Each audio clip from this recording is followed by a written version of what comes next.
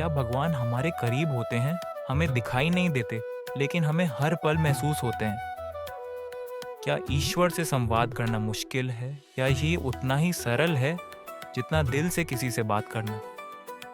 आज की कहानी आपको छू जाएगी, आपके विश्वास को नया आयाम देगी। आइए इस अद्भुत कहानी को जानते हैं, जो हमारे दिलों में ईश्वर के लिए प्रेम और विश्वास को जगाती है।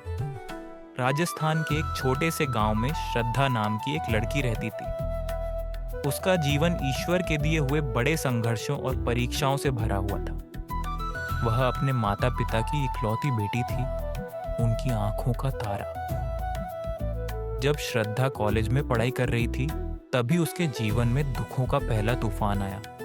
उसकी प्यारी माता का देहांत हो गया। इस दुखद घटना ने श्रद्धा को गहरे शोक और अकेलेपन के सागर में धकेल दिया। कॉलेज खत्म होने के बाद जैसे जैसे समय बीता, उसके पिता की तबीयत भी बिगड़ने लगी।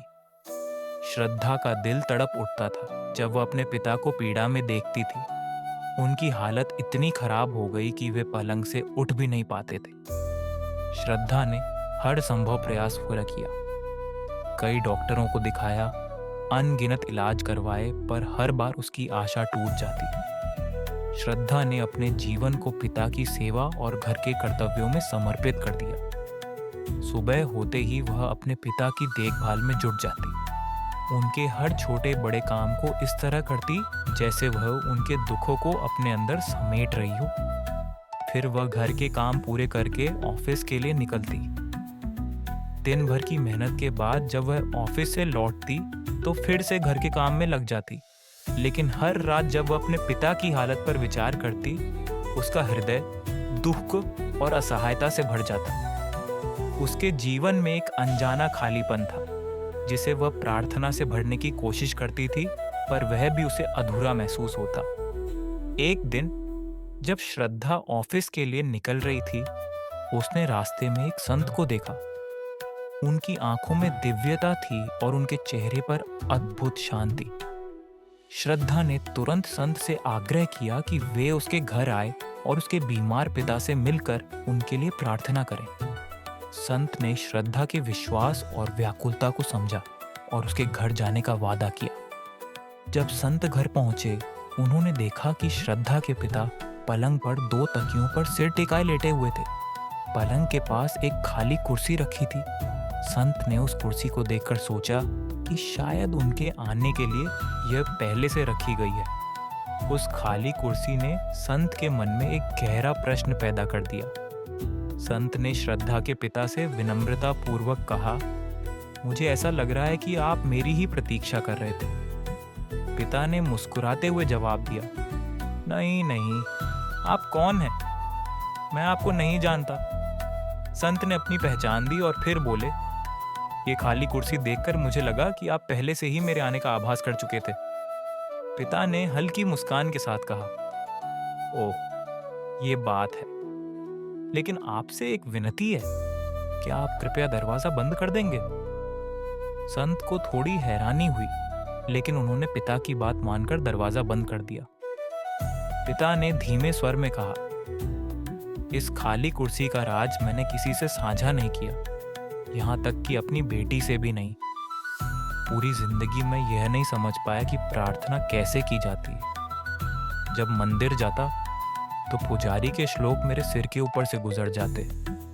मुझे उनका अर्थ समझ नहीं आता। मैं प्रार्थना को एक बोझ मानने लगा। अंततः मैंने इसे करने की कोशिश ही छोड़ दी। उनकी बातें सुनकर संत स्तब्ध रह गए। श्रद्धा के पिता के हृदय का खालीपन और उनके भीतर बसे भगवान के लिए प्रेम का दर्द उनके शब्दों में झलक रहा था। यह खाली कुर्सी उनके संघर्ष और उनके परमात्मा से संवाद करने की अनोखी कोशिश की प्रतीक बन गई थी। 4 साल पहले पिता बोले, मेरी जिंदगी में एक ऐसा पल आया जब मुझे यह महसूस हुआ कि शायद मैं ईश्वर को कभी समझ ही नहीं सका। प्रार्थना का अर्थ मेरे लिए हमेशा एक पहेली थी। मंदिर जाता था जहाँ पुजारी के श्लोक मेरे ऊपर से गुजर जाते। मैं उन्हें समझने में असमर्थ था। उनके शब्द तो मेरे कान तक पहुँचते, लेकिन मेरा हृदय उनसे खाली ही रहता। मैंने धीरे धीरे प्रार्थना करना ही छोड़ दिया। मुझे लगा कि यह सब मेरे बस की बात नहीं। पिता थोड़ी देर चुप हो गए, जैसे उन पुराने दिनों की स्मृतियों में खो गए हों। फिर उनकी आंखों में हल्की चमक उभरी। लेकिन 4 साल पहले एक दोस्त मिला। उसने मेरी आंखें खोल दी। उसने बताया कि प्रार्थना तो भगवान के साथ संवाद का माध्यम है, सरल, सच्चा और हृदय से निकला हुआ। उसने मुझे सलाह दी कि एक खाली कुर्सी को अपने सामने रखो और विश्वास करो कि वहाँ भगवान स्वयं विराजमान है। बस भगवान से वही बातें करो जो तुम्हारे दिल में है। जैसे कि अभी मैं तुमसे बात कर रहा हूँ। पिता की आवाज़ में गहरी श्रद्धा और भावनात्मक सुकून झलक रहा था। मैंने पहली बार ऐसा किया और मेरे अंदर एक ऐसी शांति उतरी जिसे मैंने कभी महसूस नहीं किया था। उस दिन से मैंने इसे अपनी दिनचर्या बना लिया। अब मैं रोज़ 2 घंटे उस कुर्सी के सामने बैठकर भगवान से बातें करता हूँ। उनके साथ अपने दुख, अपनी खुशियाँ, अपनी इच्छाएं सब साझा करता हूँ। मुझे ऐसा महसूस होता है जैसे मैं अकेला नहीं हूँ। हर पल भगवान मेरे साथ हैं। लेकिन उन्होंने मुस्कुराते हुए कहा, मैं ये हमेशा ध्यान रखता हूँ कि मेरी बेटी मुझे ऐसा करते हुए ना देख ले।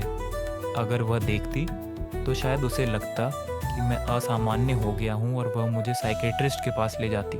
पिता की यह बात सुनकर संत की आंखों में आस्था और प्रेम की लहरें उभर आईं। उन्होंने पिता के लिए प्रार्थना की, उनके सिर पर हाथ रखा और कहा, आपका यह क्रम भगवान के साथ आपका संवाद है, इसे कभी मत छोड़िए। ईश्वर आपके भीतर से कभी दूर नहीं होंगे। संत की आंखों में भावुकता थी, मानो वे उस कुर्सी पर बैठे भगवान का साक्षात दर्शन कर रहे हों। उसी दिन संत को शहर से बाहर जाना था। उन्होंने विदा ली, लेकिन उनके हृदय में पिता की बातें गूंजती रहीं। 2 दिन बाद श्रद्धा का संत को फोन आया। संत जी, मेरे पिताजी दुनिया से चले गए, श्रद्धा ने रुआंसे स्वर में कहा। संत ने तुरंत पूछा, क्या उन्हें प्राण त्यागते समय कोई तकलीफ हुई? श्रद्धा ने शांतिपूर्वक उत्तर दिया, नहीं, बिल्कुल नहीं। जब मैं घर से काम पर जा रही थी तो उन्होंने मुझे बुलाया, मेरे माथे को प्यार से चूमा। उनके चेहरे पर ऐसी शांति थी जैसे उन्होंने संसार के सभी दुखों को त्याग दिया हो। जब मैं वापस लौटी तो वे हमेशा के लिए अपनी आंखें मूंद चुके थे। लेकिन श्रद्धा रुकी और उसकी आवाज में हल्की कंपी आ गई। उन्होंने अपने सिर को उस खाली कुर्सी पर बैठे किसी व्यक्ति की गोद में टिका रखा था। यह सुनकर संत की आंखों में अश्रुधारा बह निकली। उन्होंने धीमे स्वर में कहा, यह भगवान ही थे जिन्होंने उन्हें अपनी गोद में लेकर संसार से विदा दी। काश जब मैं इस दुनिया से जाऊं तो ऐसा ही हो। जय श्री राधे।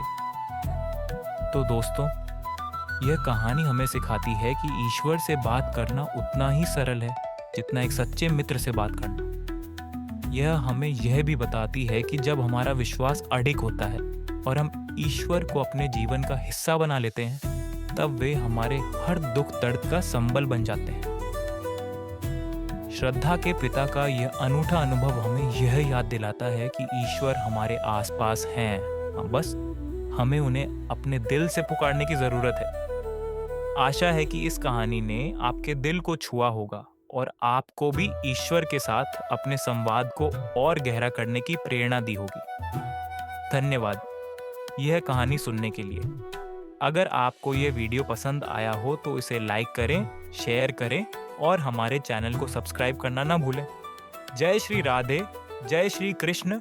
मिलते हैं अगले वीडियो में एक और कथा के साथ। तब तक के लिए ईश्वर आपके साथ रहे।